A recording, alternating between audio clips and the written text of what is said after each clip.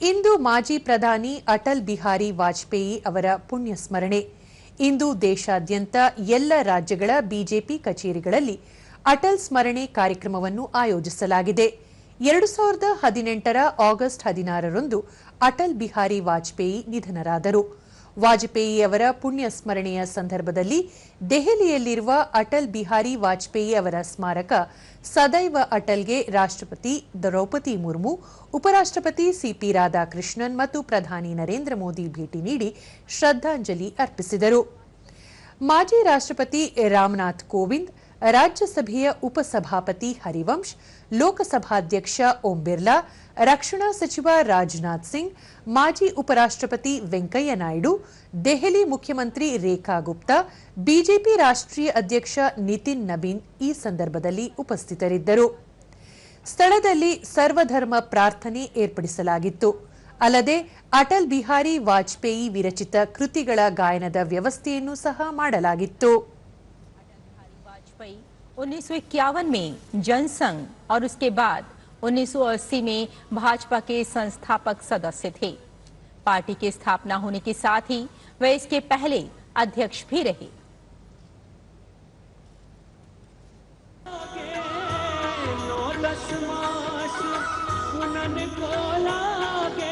CP Radhakrishnan ने अटल जी की समाधि सदैव अटल पहुंचकर उन्हें श्रद्धांजलि अर्पित की. इस अवसर पर पूर्व राष्ट्रपति रामनाथ कोविंद, पूर्व उपराष्ट्रपति एम वेंकैया नायडू और दिल्ली के मुख्यमंत्री रेखा गुप्ता ने भी समाधि स्थल पर पुष्पांजलि अर्पित कर भारत रत्न अटल बिहारी वाजपेयी को नमन किया.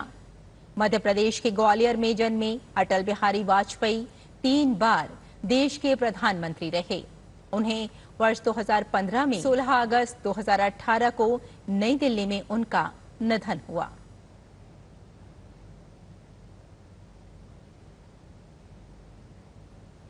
आज देश अपने उस जन नेता को श्रद्धा से याद कर रहा है जिसने राजनीति को सिर्फ सत्ता का माध्यम नहीं बल्कि राष्ट्र सेवा का 1996 ಹಾಗೂ 1998ರಿಂದ 2004ರವರೆಗೆ 2 ಬಾರಿ ವಾಜಪೇಯಿ ಅವರು ದೇಶದ ಪ್ರಧಾನಿಯಾಗಿದ್ದರು.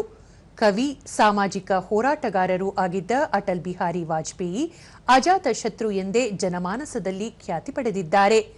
ಸರಳತೆ ಹಾಗೂ ಸಜ್ಜನಿಕೆಗೆ ಹೆಸರಾಗಿದ್ದ ವಾಜಪೇಯಿ ಅವರು ತಮ್ಮ ಅವಧಿಯಲ್ಲಿ ಭಾರತದ ಖ್ಯಾತಿಯನ್ನು ವಿಶ್ವಮಟ್ಟದಲ್ಲಿ ಎತ್ತರಿಸಲು ಕಾರಣಕರ್ತರಾಗಿದ್ದರು. ದೇಶಾದ್ಯಂತ ರಸ್ತೆ ಸಂಪರ್ಕಗಳ ಅಭಿವೃದ್ಧಿ ಸೇರಿದಂತೆ ಹಲವು ಸ್ಮರಣಾರ್ಹ ಕಾರ್ಯಗಳನ್ನು ಕೈಗೊಳ್ಳುವ ಮೂಲಕ ಅಟಲ್ ಬಿಹಾರಿ ವಾಜಪೇಯಿ ಅಮರರಾಗಿದ್ದಾರೆ. ಕೇಂದ್ರ ಸಚಿವ ಪ್ರಹ್ಲಾದ್ ಜೋಶಿ ತಮ್ಮ ಸಾಮಾಜಿಕ ಜಾಲತಾಣದಲ್ಲಿ ಅಭಿವೃದ್ಧಿಯ ಹರಿಕಾರ ಮಾಜಿ ಪ್ರಧಾನಿ ಭಾರತ ರತ್ನ ಅಟಲ್ ಬಿಹಾರಿ ವಾಜಪೇಯಿ ಅವರ ಪುಣ್ಯ ಸ್ಮರಣೆಯಂದು ಅವರಿಗೆ ಗೌರವಪೂರ್ವಕ ನಮನಗಳನ್ನು ಸಲ್ಲಿಸಿದ್ದಾರೆ. ದೇಶದ ಸಮಗ್ರ ಅಭಿವೃದ್ಧಿ ಹಾಗೂ ಆಧುನಿಕ ಭಾರತ ನಿರ್ಮಾಣಕ್ಕೆ ವಾಜಪೇಯಿ ಕೊಡುಗೆಗಳನ್ನು ಸ್ಮರಿಸಿದ್ದಾರೆ.